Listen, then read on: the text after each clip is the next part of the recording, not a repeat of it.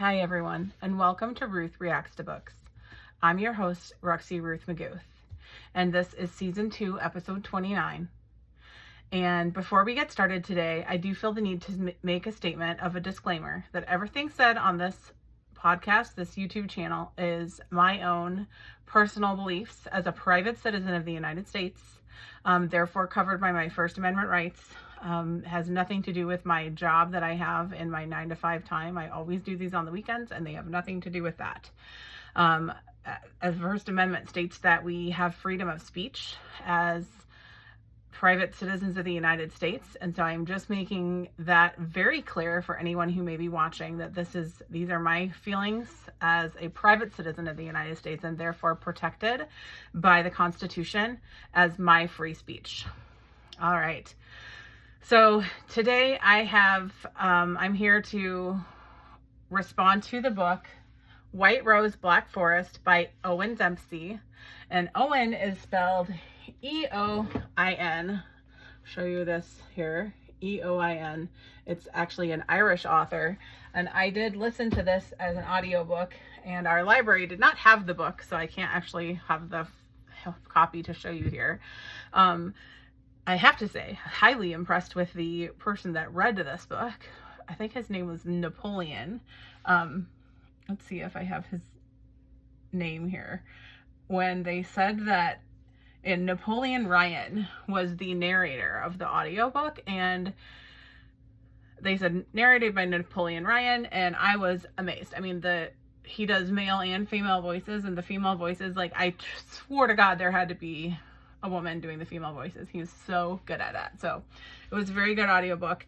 I gave it 5 stars. So I'm going to read you the synopsis. I will go into a little bit. This is a historical fiction book, so I won't give any spoilers about like what happens in the fictional story between the characters, but we will talk a little bit more than what's said in kind of the synopsis about the historical facts from the time period. So we'll talk a little bit about some of the historical facts from the time period that I think are relevant for today, because this is probably one of the most important episodes that I've done of this podcast. And I think, unfortunately, we're in a very relevant time for today. So I highly recommend this book. Although it's not here in the library in the town that I'm in, it might be there in your library, and it certainly is available on Audible. And it was an excellent book, and I think very unfortunately relevant for those of us in this time period of now. So I'll read the back of the book, and then I'll tell you what I liked, what I didn't like. I'll tell you what food I have, and I'll tell you about the nails that I'm wearing. All right. In the shadows of World War II, trust becomes the greatest risk of all for 2 strangers. In December 1943, in the years before the rise of Hitler, the Gerber family's summer cottage was filled with laughter. Now, as deep drifts of snow blanket the Black Forest, German dissenter Franke Gerber is alone and hopeless. Fervor and brutality have swept through her homeland, taking away both her father and her brother and leaving her with no reason to live. That is, until she discovers an unconscious airman lying in the snow wearing a Luftwaffe uniform, his parachute flapping in the wind. Unable to let him die, Franke takes him to her family's isolated cabin despite her hatred for the regime he represents. But when it turns out that he's not what he seems, Franke begins a race against time to unravel the mystery of the airman's true identity. Their tenuous bond becomes as inseparable as it is dangerous. Hunted by the Gestapo, can they trust each other enough to join forces on a mission that could change the face of the war and their own lives forever?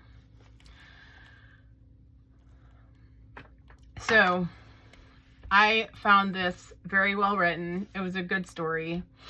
Honestly, the fictional story of the people was probably like the most uninteresting thing for me in the book. And the most interesting thing in me for the book is this whole part of this history that I really didn't know about. This is known as a highly historically accurate historical fiction book, and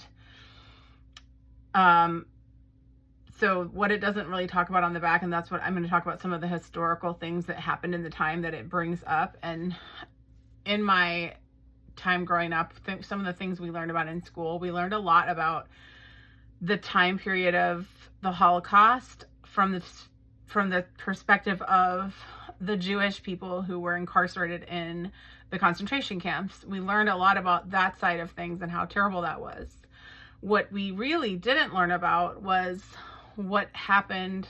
I mean, I certainly never learned in school what it was really like for the Jewish people, or sorry, the German people who were living in their homes and who kind of got swept up in,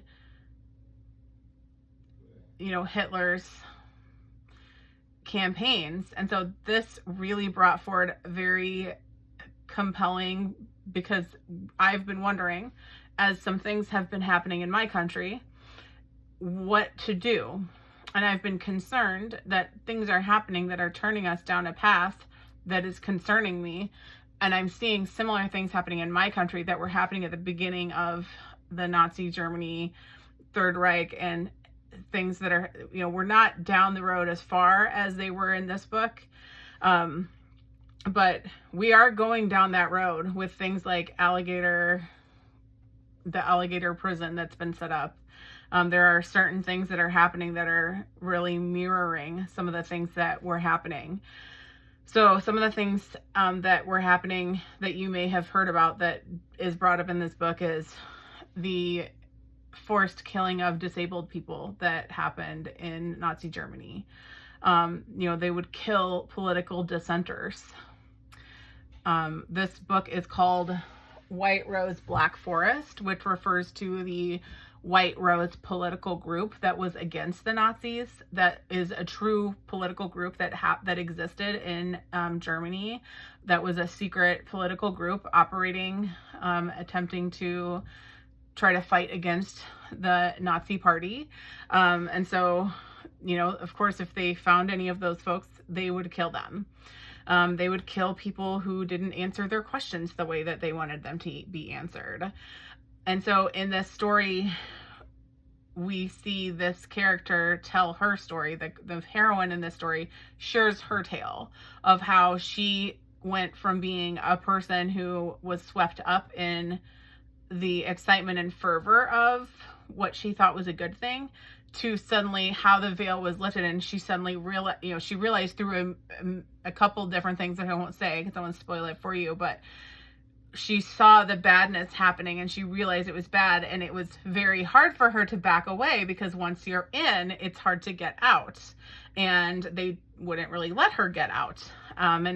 And she did kind of, but it was very dangerous. And at the end, she's still on all these lists, and you'll see, like, if I really think everyone should read this book that is around right now, because we need to be thinking about these things. We're in a very concerning time. So you see her have this original transformation and then try to have the untransformation and all of the things she goes through until she gets to this place where you heard the back of the book. She's kind of at her wit's end and feels like she has no reason to live when she finds this person unconscious in the snow. What I didn't like about the book is the fact that it's so relevant right now, and that I have to give a disclaimer at the beginning of this video, or that I feel like I have to. That has nothing to do with the book and everything to do with the political situation that we currently find ourselves in. It was a great book. I added all the rest of Eoin Dempsey's stuff to as much as I could find of his things to my list. I have a history degree, so I really do find myself enjoying historical fiction, even though I don't read very much of it, but I do find myself enjoying it when I read it, even though this one was pretty disturbing to read about, especially with everything that's going on right now. I don't know that it really gave me much ideas of what I could do, but I do think awareness is something that we can all have. That the more awareness we have, the better off we will be, because perhaps if there's something that happens to me that I might, and I've read this book, I might be more thoughtful than if I hadn't read the book. And so the more education and knowledge we can have of a situation, the better off we will be to handle whatever comes our way. So I do recommend this book. And it is, it's not a particularly long story, but, and for me, as I said, the particular story of the two characters together is kind of neither here nor there. It was more learning about the history of the time period and some of the things that were happening and really imprinting that on what's happening now that was more important to me in reading this book. But it was very good. I really enjoyed it. I really appreciated it, I guess I could say, rather than enjoyed it. It was very compelling.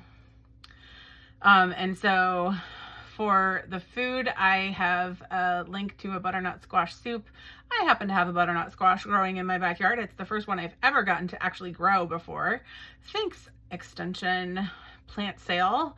And in the book, they have rations that they get from, because it's wartime, and they did make some soup. It probably was not butternut squash soup. It was probably a more thinner soup, but that was how I connected it to the book. And also it's from one of my favorite blogs to link to. I seem to have a love for that blog because I link to their stuff a lot. And then my nails, I couldn't find a white rose. I didn't have any kind of I didn't really have a lot that I could put on top that was white. So I do have a black underneath that's a Midnight Wonder, and then over the top I have the Crystal Calm, which is kind of silvery. It was the closest thing to a white overlay that I had. So it does have some white on the top. But the title of the book is like The White Rose, which was that political group, and then the Black Forest is where her family's cabin is. So that's how I connected everything to this book. Again, a tough subject, but an important one for right now. So I highly recommend this to everyone. I hope you're all hanging in there, even though this has been a challenging week for many folks. So keep doing your best and keep your head up high and just take that next right action. That's the best advice I can give to everyone. Reach out to your resources. All right. Love you, everyone. Bye-bye.